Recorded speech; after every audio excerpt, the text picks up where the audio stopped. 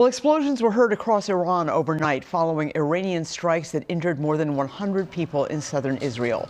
This comes as the Strait of Hormuz remains closed. It is a key shipping channel for 20% of the world's oil. President Trump issued a threat of his own, writing on social media that the U.S. will destroy Iran's power plants in the waterway if it's not reopened in 48 hours. The U.S. military says the joint operation with Israel against Iran is progressing well. Forces continue to take bold action and will remain on plan to eliminate Iran's ability to project meaningful power outside its borders. President Trump said on Saturday it's unclear when the war would come to an end, but in a separate social media post wrote that he has met his goals and the operation is weeks ahead of schedule. As the war continues, gas prices continue to climb. Earlier this morning, our photojournalist went out and took a look at gas prices around the immediate area at 18th Avenue and Lake Street. We found $3.99 a gallon. Meanwhile, it was $3.60 at a gas station on Lexington Parkway in St. Paul. The average price, according to AAA, is $3.44 a gallon, and the average price of diesel, $4.82 a gallon. According to AAA, the national average for regular gas is $3.94.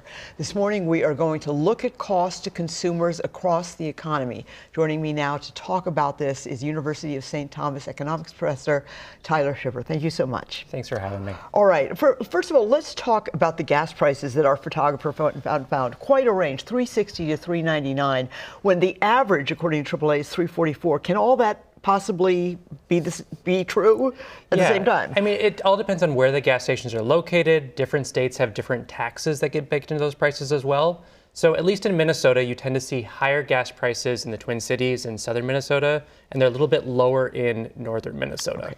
What is the outlook for gas prices right now? Not good. I wish I could say that there was some kind of hopeful horizon here, but the bottom line is last time we saw oil prices around where they're at right now, so $106 a barrel. That was all in May and June of 2022, where we saw gas prices go well north of $4 a gallon. So my base case is that's where we're headed, but that's all contingent on the details on the ground, what's happening in Iran. Okay.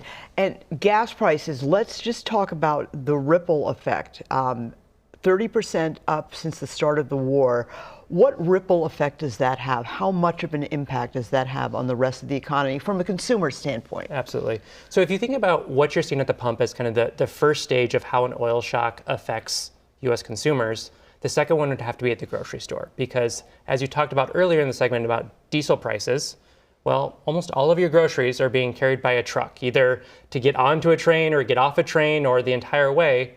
And those truckers are going to be passing prices on to whatever cargo they're carrying. All right, and we've got a graphic there for diesel prices, also up 30%. So the ripple effect is profound for the average consumer. Absolutely, and then there's certainly going to be other effects down the road. So people have probably already seen air travel, for instance, has been rising. Later on, you'll also have shocks to things like plastics, for instance, that is used for a ton of packaging. All right, mortgage rates actually ticked up this past week to 6.6%. Is that going to keep going in that direction?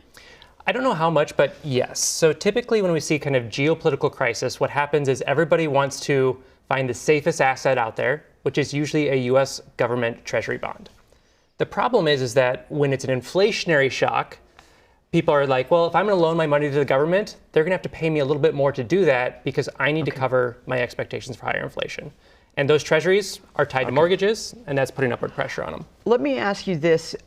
If everything stopped tomorrow, if this war just went away and the Strait of Hormuz was opened, would things bounce back, or would we be looking at months for it to come back down? I'm really glad you're asking this question because this answer has changed over the last couple of weeks. If this had been a one-week war, the answer could have been this could have been a big spike and a big come down.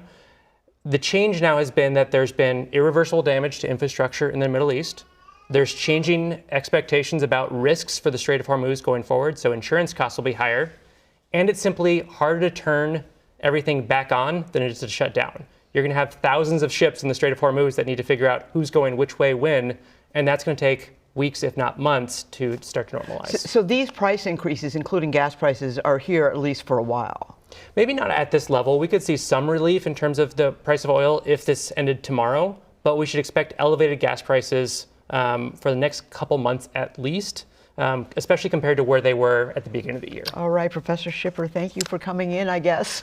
Thanks for having me. I wish I had better not news. Optimistic outlook, but it's important for people to know because obviously we're all following this very closely. Thank you very much. Absolutely.